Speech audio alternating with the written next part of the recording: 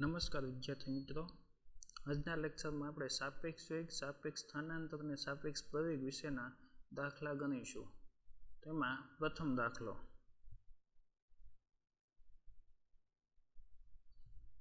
t બરાબર 0 સમયે a અને b ઉદ્ગમથી અનુક્રમે 100 મીટર અને 200 મીટર અંતરે રહેલા છે.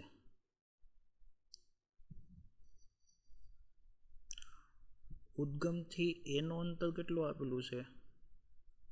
100 મીટર.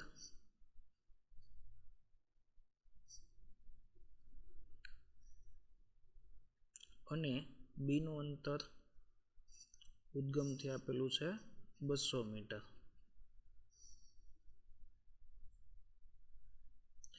બંને કાર એક સાથે અનુક્રમે 10 મીટર પર સેકન્ડ અને 5 મીટર પર સેકન્ડના અચળ વેગથી એક જ દિશામાં ગતિ કરે છે. va બરાબર 10 મીટર પર સેકન્ડ અને vb બરાબર 5 મીટર પર સેકન્ડ. તો બંને કાર કયા સમયે અને કયા સ્થાન આગળ એકબીજાને ઓવરટેક કરશે? બંનેના વેગની દિશા કેવી આપેલી છે? સમાન. દિશા સમાન,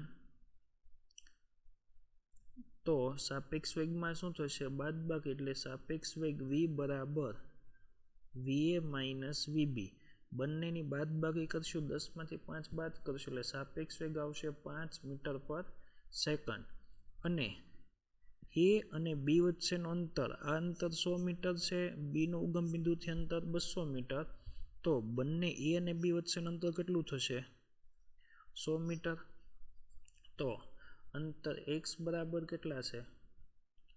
100 મીટર. તેથી સમય t બરાબર શું લખીશું આપણે? x ના છેદમાં v. કારણ કે વેગ બરાબર અંતર ભાગ્યા સમય. ત્યાંથી સમયને સૂત્રનો કરતા બનાવી તો t બરાબર 100 ભાગ્યા 5 બરાબર 20 સેકન્ડ. બંને એકબીજાને 20 સેકન્ડે ઓવરટેક કરશે. અને આ સમયે તેનું સ્થાન, તો એના સ્થાન માટે xa બરાબર xoa plus va into t. એનું પ્રારંભિક સ્થાન કેટલું છે? 100 મીટર.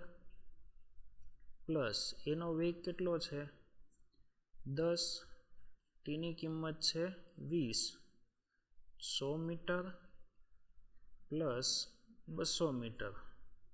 જવાબ થશે 300 મીટર. એટલે બંને 20 સેકન્ડે અને 300 મીટર આગળ ભેગા થશે. હવે આ જ દાખલો બીજી રીતે, આપણે જે સાપેક્ષ સ્થાનાંતરનું સૂત્ર આવી ગયું મુજબ, કે સાપેક્ષ સ્થાનાંતર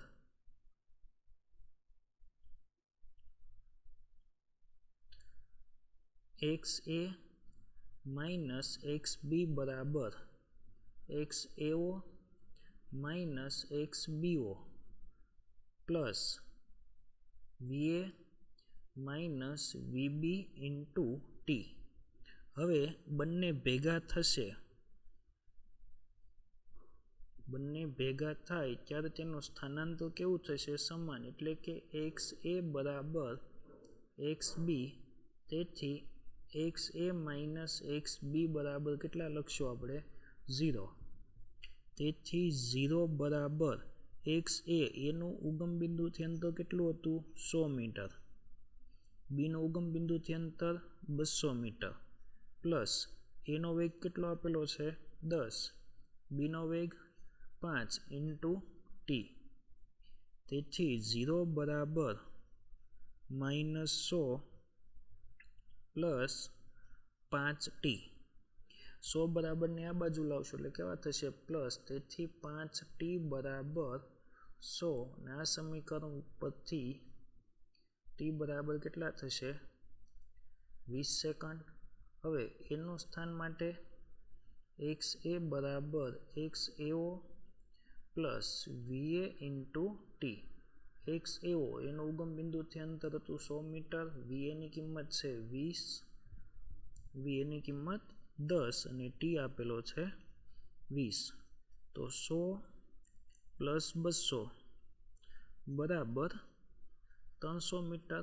અને આ જ પ્રમાણે બીનું અંતર ગણશું તો એ પણ કેટલું આવશે 300 મીટર જ આવશે, કારણ કે 20 સેકન્ડ એકબીજાને ભેગા થાય એટલે કાપેલ અંતર કેવું હશે? સમાન. તેથી XB બરાબર XBO plus VB into T. XBO બીઓનું પ્રારંભિક અંતર કેટલું હતું?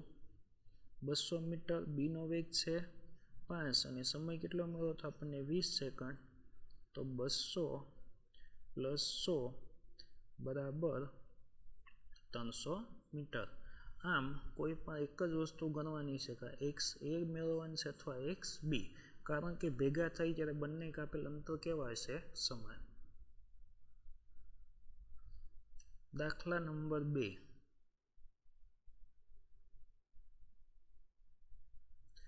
અમદાવાદ અને વડોદરા વચ્ચેનું અંતર કેટલું આપેલું છે? 100 કિલોમીટર.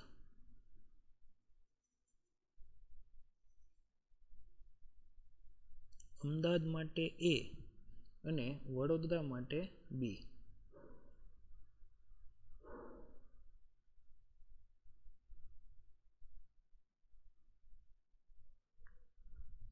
વચ્ચેનું અંતર કેટલું છે?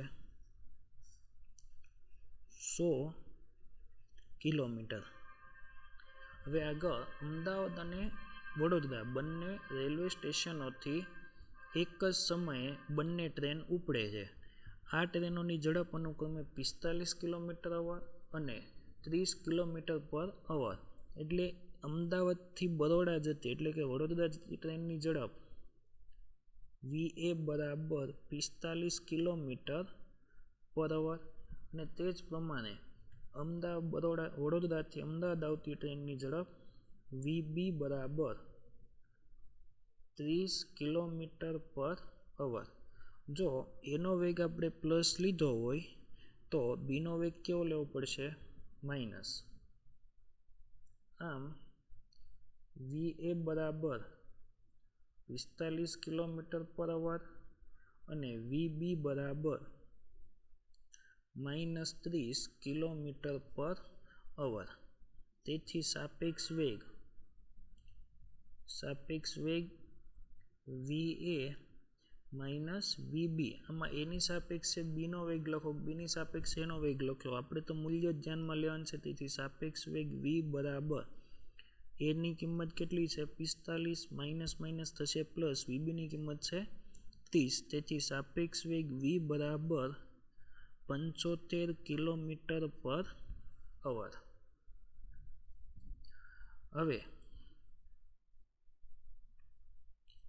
વેગ અથવા ઝડપ V બરાબર અંતર x ના છેદમાં સમય t. તો અહીંથી t ને સૂત્રનો કરતા બનાવશું. t બરાબર x ના છેદમાં v. તેથી t બરાબર x ની કિંમત કેટલી આપેલી છે? 100 કિલોમીટર. છેદમાં વેગ કેટલો આપેલો છે? 75 કિલોમીટર પર અવર. ભાગાકાર કરશો એટલે આપણને t ની કિંમત મળશે. તેથી t બરાબર 4/3 કલાક.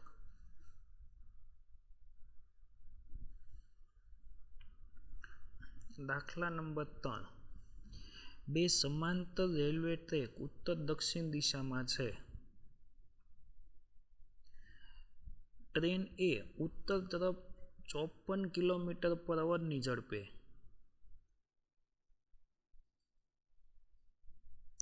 એ ટ્રેન કેટલી ઝડપ આપેલી છે? 54 કિલોમીટર પર અવરની ઝડપે.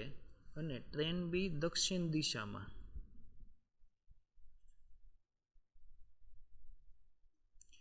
B ટ્રેનની ઝડપ કેટલી છે? 90 કિલોમીટર પર અવરની ઝડપે ગતિ કરે છે. જો આ વેગ પ્લસ તો બીનો વેગ કેવો લેવો પડશે? માઇનસ. હવે બંનેના વેગની દિશા કેવી છે? દિશા વિરુદ્ધ. તેથી સાપેક્ષ વેગ કોની સાપેક્ષે? એની સાપેક્ષે બીનો વેગ. એની સાપેક્ષે બીનો વેગ એટલે VBA બરાબર VB માઇનસ VA.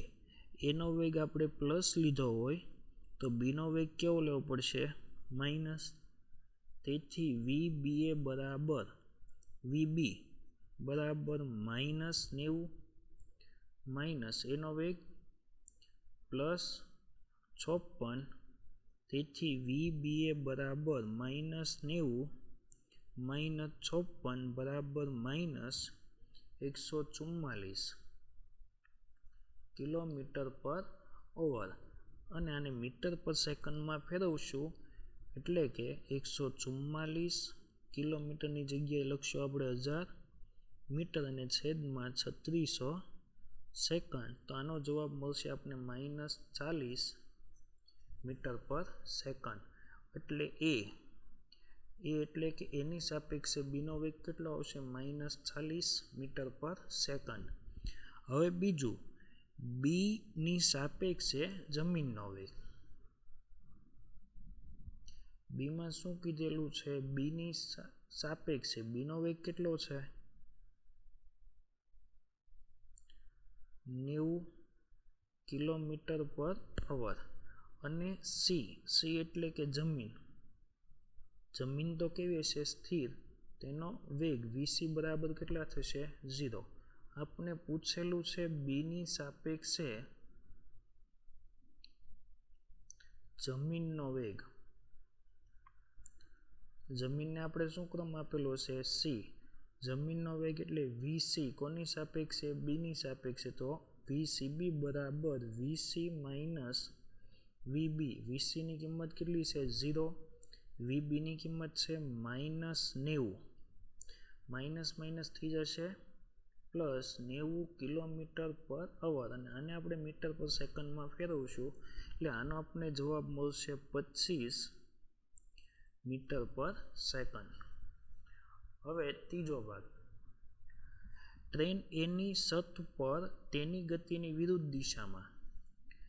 ટ્રેન એની સાપેક્ષે 18 કિલોમીટર પર અવરની ઝડપથી દોડતા વાંદરાનો વેગ જમીન પર ઉભેલી વ્યક્તિની સાપેક્ષે ગણો.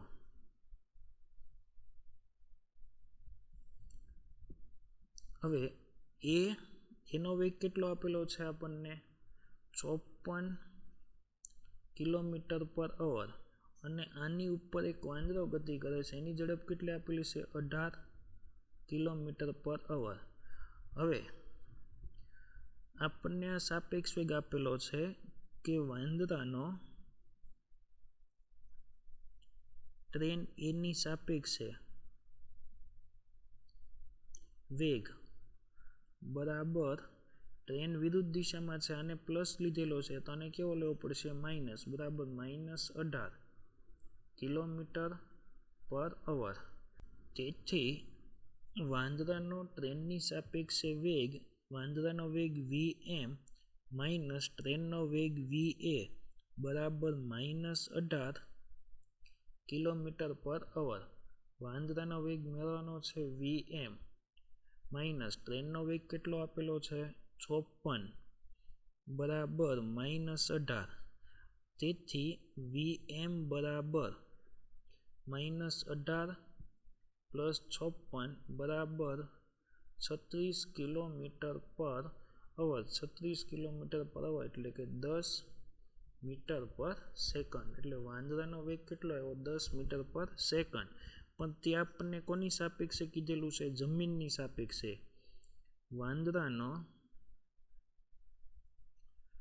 જમીનની સાપેક્ષે વેગ. તો VM જમીન માટે શું લખેલું છે C. VMC બરાબર VM માઇનસ VC. VM કેટલો છે 10 અને જમીનનો વેગ 0. તો આની કિંમત કેટલી આવશે 10 મીટર પર સેકન્ડ.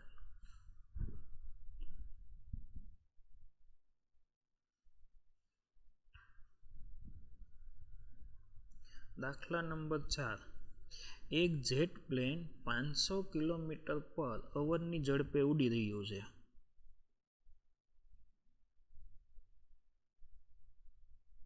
જેટ પ્લેનની ઝડપ કેટલી આપેલી છે 500 કિલોમીટર પર અવર. અને તે જેટ પ્લેનની સાપેક્ષે 1500 કિલોમીટર પર અવરની ઝડપે દહન ઉત્પાદનોની ઝડપ કેટલી હશે. હવે પાછળ જે ધુમાડો નીકળતો છે આ ધુમાડાની ઝડપ આપણે જેટ પેનને કહી દઈએ એ, ધુમાડા માટે કહી દઈએ બી. તો ધુમાડાની કોની સાપેક્ષે જેટ પ્લેનની સાપેક્ષે ઝડપ કેટલી આપેલી છે? 1500 કિલોમીટર પર અવર. પર કોની સાપેક્ષે છે? એની સાપેક્ષે એટલે કે વી એ બી. તો જો આ વેગને આપણે પ્લસ કીધો હોય તો આ કેવો થશે? માઇનસ. એટલે કે પ્લેનની સાપેક્ષે ધુમાડાનો વેગ બરાબર વી બી એ. વી બી એટલે કે વી બી માઇનસ વી એ. વી બી એની કિંમત કેટલી છે? 1500. પણ તે કેવી લેવી પડશે? માઇનસ 1500 બરાબર વી બી એટલે ધુમાડા દહન ઉત્પાદનનો વેગ માઇનસ વી એ કેટલો આપેલો છે? 500. તેથી વી બી બરાબર -1500 પ્લસ 500. તેથી વી બી બરાબર -1000 કિલોમીટર પર અવર. આમ દહન ઉત્પાદનોની ઝડપ કેટલી હશે? 1000 કિલોમીટર પર અવર. અને એ પ્લેનની દિશાથી કઈ તરફ હશે? વિરુદ્ધ દિશામાં. એટલે કેવી નિશાની આપણને મળે છે? ઋણ નિશાની.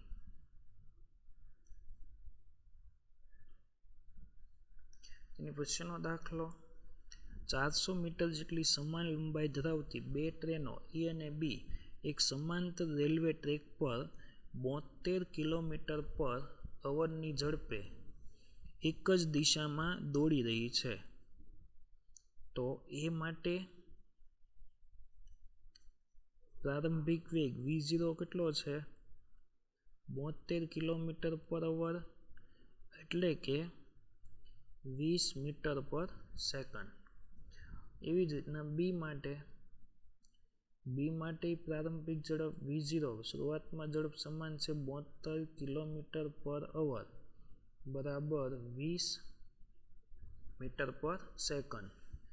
બી ટ્રેનનો ડ્રાઈવર ટ્રેન એને ઓવરટેક કરવાનું વિચારે છે અને પોતાની ટ્રેનને 1 મીટર પર સેકન્ડ સ્ક્વેર જેટલી પ્રવેગિત કરે છે. કઈની વાત થાય છે? તો કે બી માટે.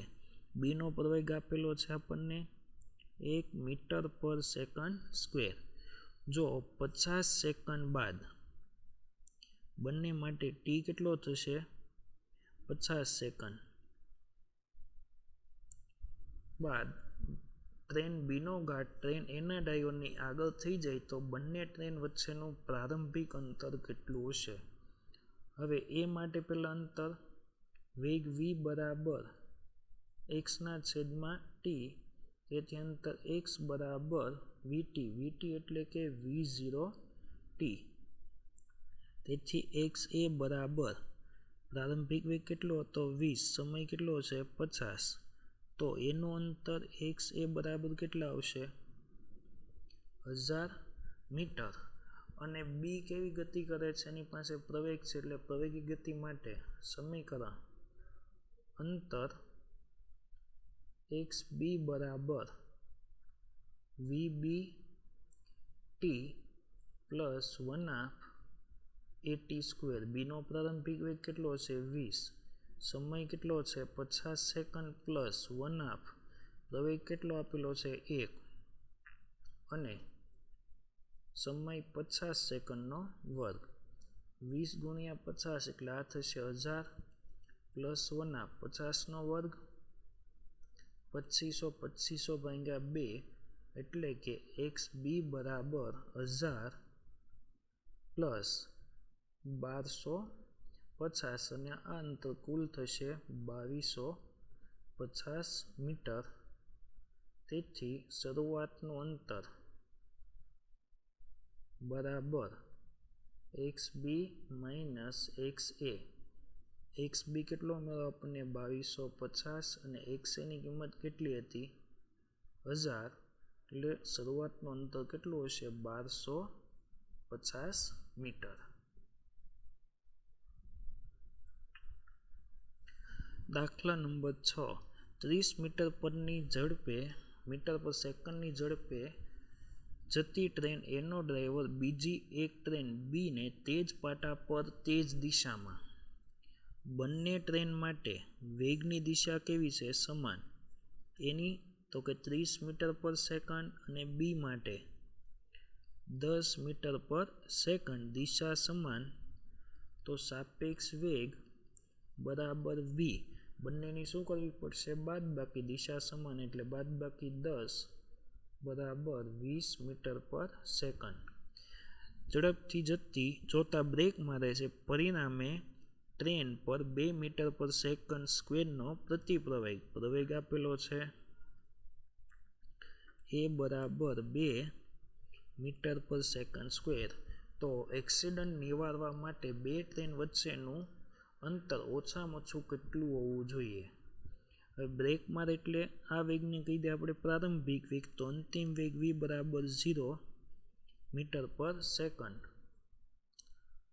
આમ v² - v02 બરાબર 2ax. v² અંતિમ વેગ કેટલો છે 0 નો વર્ગ પ્રારંભિક વેગ v0 ની કિંમત કેટલી મળે આપણને 20 નો વર્ગ બરાબર 2. પ્રવેગ કયો આપેલો છે પ્રતિપ્રવેગ તો કેવો લેવો પડશે -2 x ની કિંમત મેળવવાની છે. તેથી 0 - 20 નો વર્ગ થશે 400 બરાબર -4x. અહીંથી આપણે x ને સૂત્રનો કરતા બનાવીશું તો x બરાબર -400 ના છેદમાં -4. તેથી x બરાબર 100 મીટર. આમ બે ટ્રેન વચ્ચેનું લઘુત્તમ અંતર કેટલું હોવું જોઈએ 100 મીટર.